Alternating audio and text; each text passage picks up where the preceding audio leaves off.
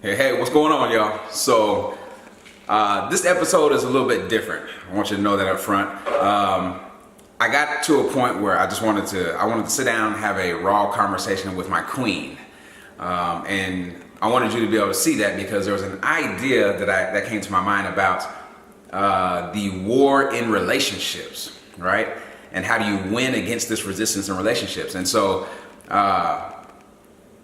until this conversation, it was just in my head. So I told her, hey, let's sit down and let's talk about this. I want to kind of draw this thing out for you that I have going on.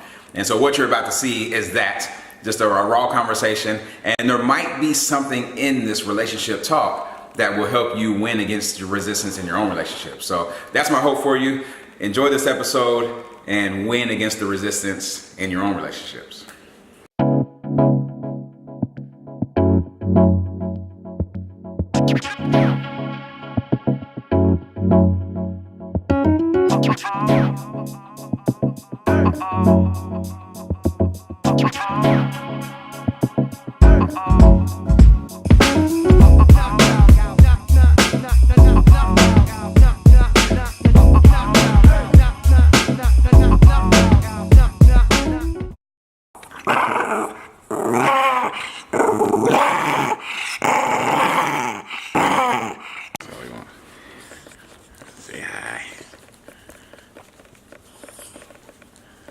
Be camera shy, bud.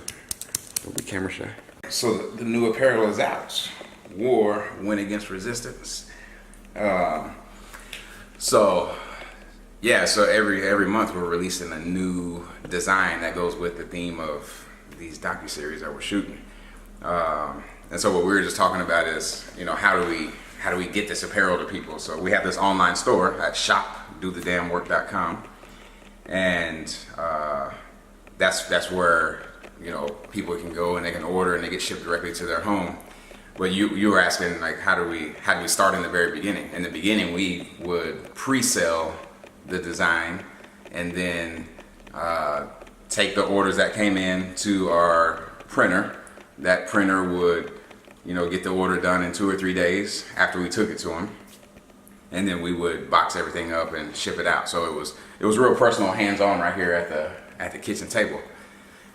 So we decided, all right, we started picking up in orders, and we're like, all right, we need to step back from that. Let's get a direct to garment, a wholesaler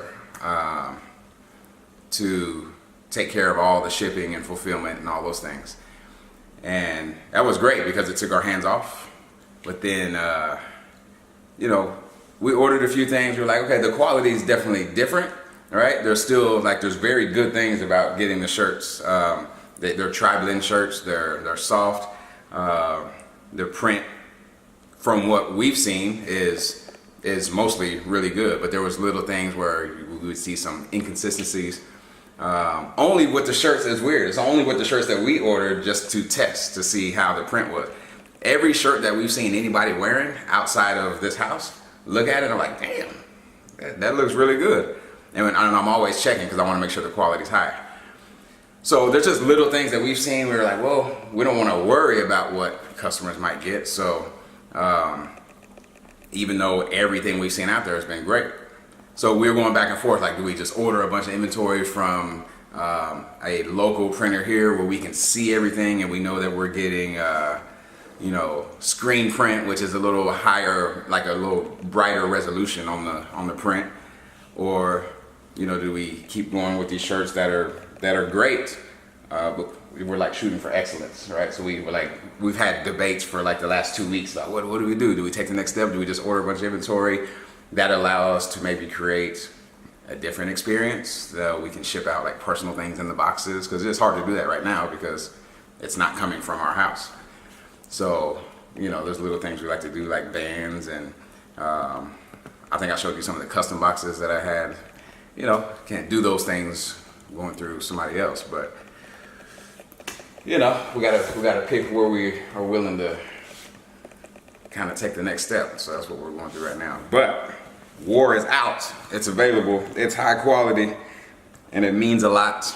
Win against resistance. So we all have resistance in our life, and you gotta get that to be reminded to win. No, Hey. we don't have a dog. Yeah, we're good. Yeah, so I had this, remember the idea I told you I had the other night.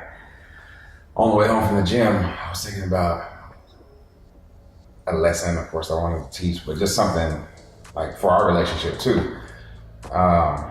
This idea hit me that there's a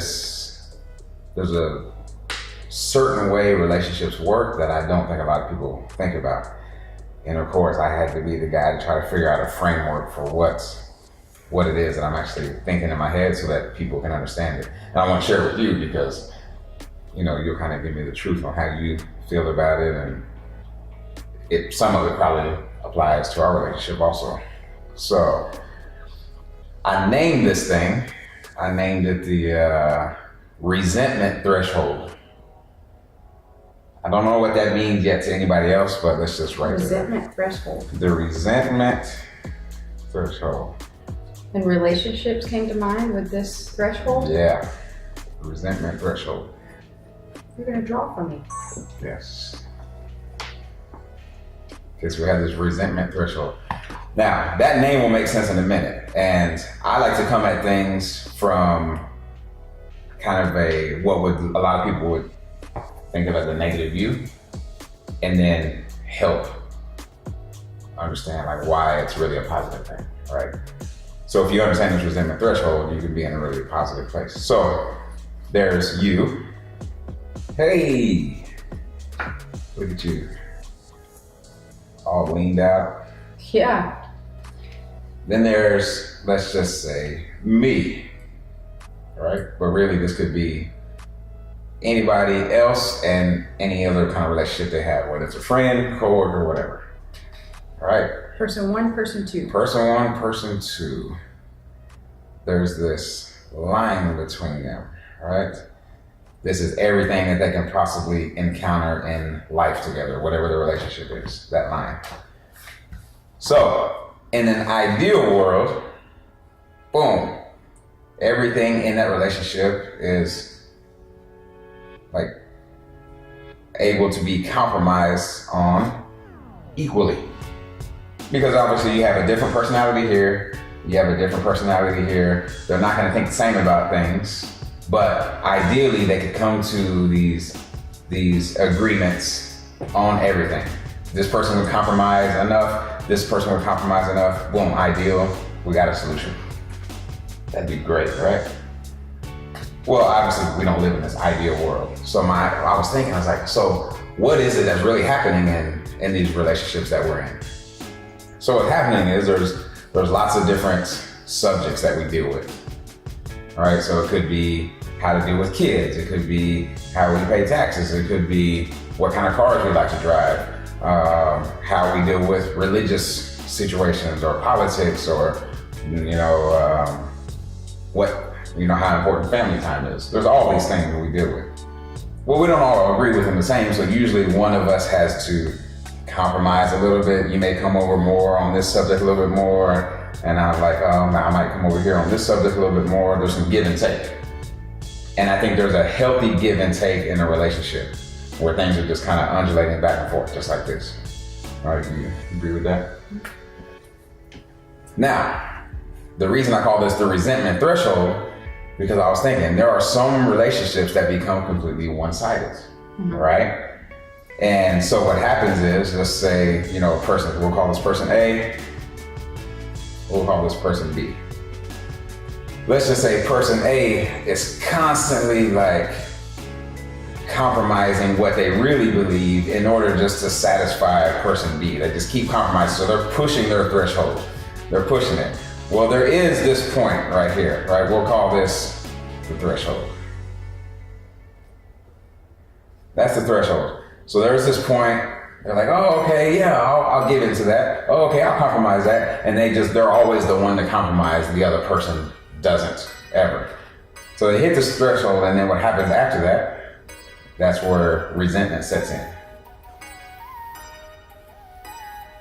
And then this is when things become dangerous, because in person A, all they're doing is kind of living in this place of resenting the other person, although they just keep doing these things too.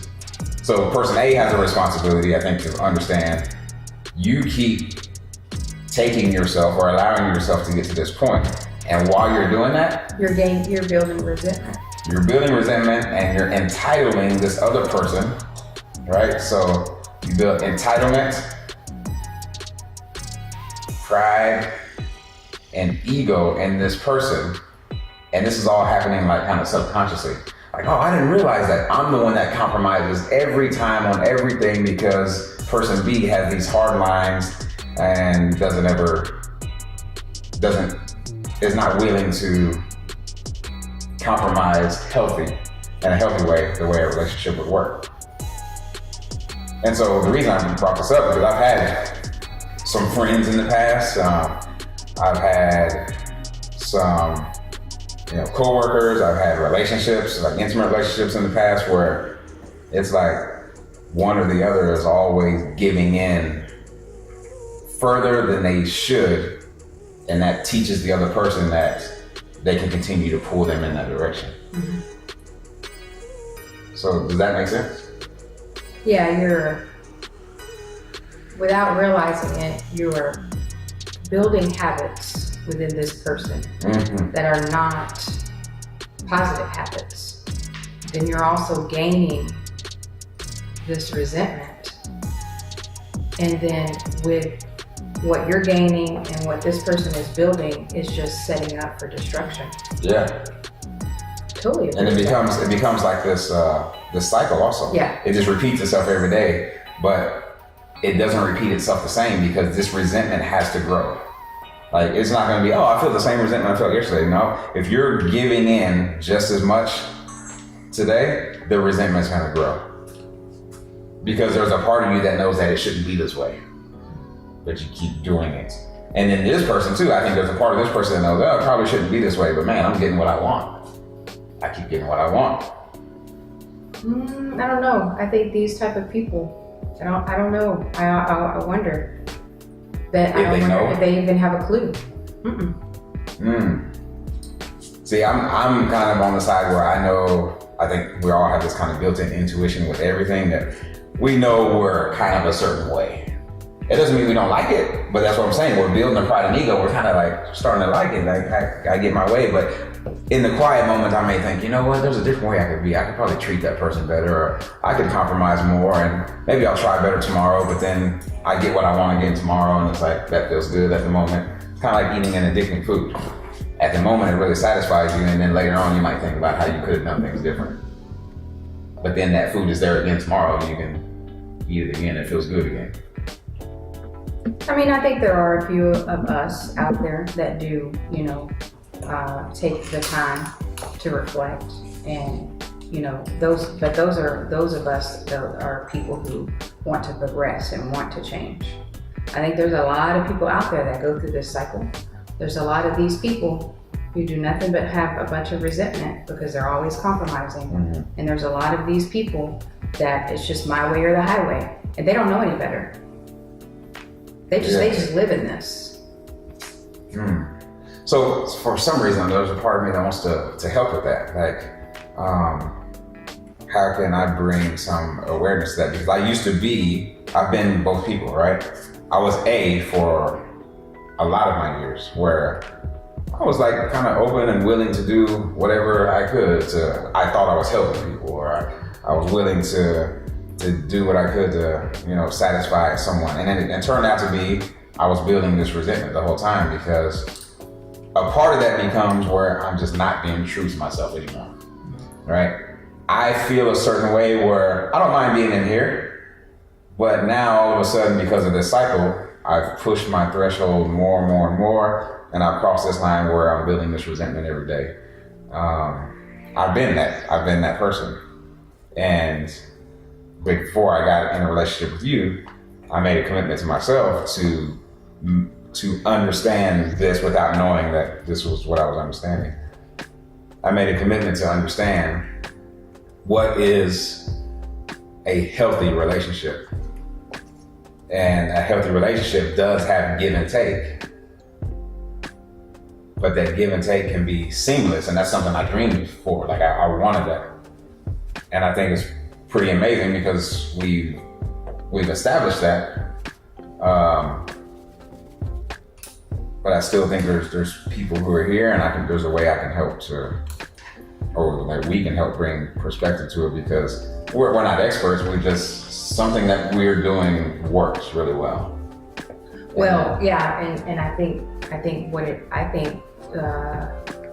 the foundation of what works is people really willing to look at themselves first. It's easy to go, well, they don't do this. Well, they should do this a little bit more.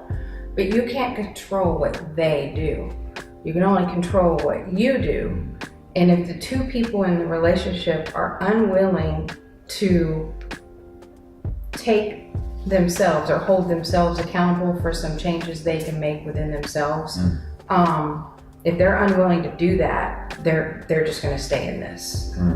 You can control, person A can control not always compromising, and it could be just a very difficult conversation with, and about how do you have that conversation. It's not a matter of, I compromise 90% of the time and you do 10. Well, that's not going to get very far for someone who has built entitlement, someone who's built pride. So then it becomes how do you have that crucial conversation? And then with this person has to be willing to look within themselves and say, you know what, I got to learn to let some things go. I have to learn that it's okay. I don't have to be in control of everything all the time. Which, for myself, sure. I've been this person. So you've been person B as far as like, 'cause you mentioned control. Yeah. And so, bottom line is these two people have to be willing to look at themselves in the mirror to make a change for themselves and spend their energy changing themselves rather than spending the energy pointing the finger at the other person.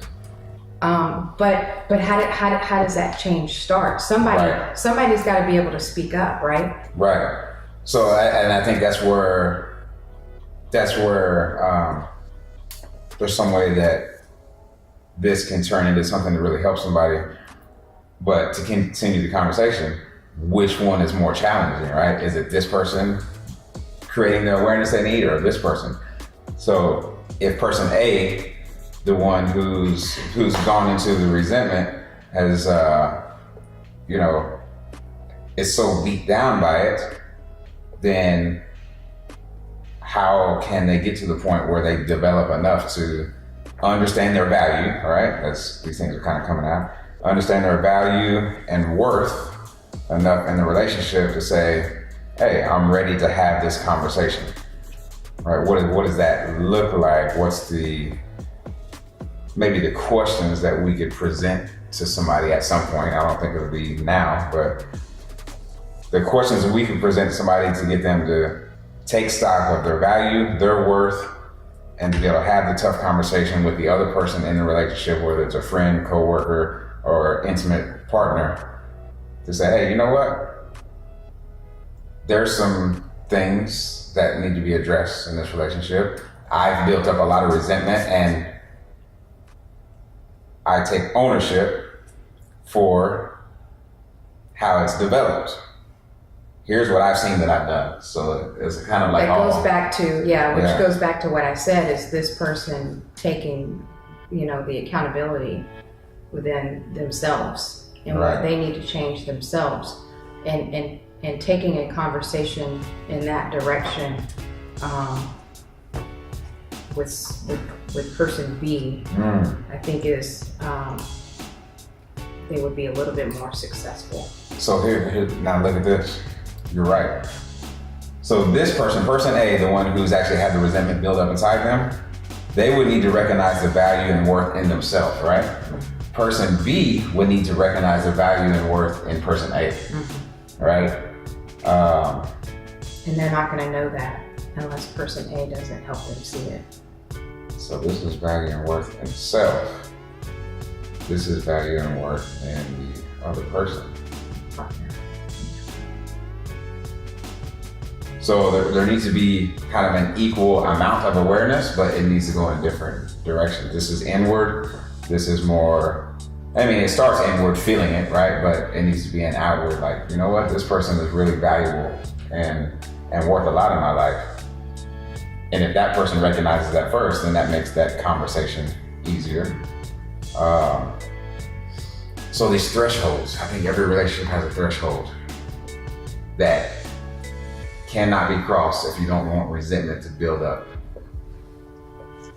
in that relationship. And I think their threshold is different. You can't give a hard line. Right. You have to know yourself. Both of you have to know yourself. This is good. I think there's because part of do the damn work, you know, those 4 pillars, right? So the 4 pillars are self, relationships, work, and adventure. And I think we can do more with this right here. Kind of make an understandable framework out of how to avoid the resentment threshold in any relationship. And it really comes down to a few simple questions that if you answer these will allow you to see, well, you're compromising way too far in a relationship, and then recognizing why you're doing it and understanding how to pull that threshold back so you don't cross into it. So as far as the relationship pillar goes, I think this will help some people strengthen that. Yeah. And we practice this kind of unconsciously, so I think we can become more conscious about what is it that you and I actually do that is helpful for us, because we've never had an argument about anything. And that's not because we're so great, it's just because we have made a choice to operate a certain way. And I think if we can start breaking that down, that's in a way that's helpful for people. I think we've committed to just working on ourselves, is what it is. Yeah. We've made a commitment, you know, after our divorces. We both made a commitment to work on ourselves, and we're still somewhat doing it. And part of working on ourselves is also, ends up being supportive. Yeah, so what comes up for me when we talk about like people kind of doing things because of the other person, or doing things for the other people, is just another form of attachment. And I think that can be dangerous in relationships when person A says, oh, I'm going to do all this for you because, I want you to be happy. And then person B, or let's just say they both do that. Like, I'm doing this all for you. Like, you're my everything, you're my world. I see these people post these things like, you're my everything, you're my world. And I think that's great. But what I wonder all the time is like, what if that person wasn't there or didn't do the same for you? How attached are you to that idea that everything you do must be for that person? Because it's very realistic that one day that person could be gone. All right? Yeah. Very realistic. And then what happens, I've seen in some of the conversations I've had with people and just in my own life that it can destroy you, because your identity in the other person was gone now. You just became codependent on someone else. Yeah. And I don't think that's ever a healthy thing. Yeah. So there has to be room for you to consider yourself. Sure. And so I think one of the powerful things that we've done, and maybe, it's conscious that, I like to wake up in the morning, I like to be alone, I like to take care of myself first. I like to do that for hours before I deal with anybody else, including you. It's important for me to do that because it allows me to be better for you. And then you have your routine. I like to sleep in. You like to sleep in. I'm out of your way. Right. And you're gone, so when you're gone, by the time I get up, and then the younger one is off to school, that's my time to be like, all right, I get a few minutes. As long as I like by myself, but I take enough time where I'm good. Yeah. And then can get a workout in. Yeah. So let's have some fun over the next maybe a couple of months and start breaking this down in a way that can be useful for people. Because I think this creates some understanding, but now what do they do with that, you know? But I just want to share that with you because it was something that came into my head. I'm like, well, what is it that we do in our relationship that works? But we don't get to this resentment level, right? We don't get there. And how is it that we don't get there? That's what we have to start breaking down.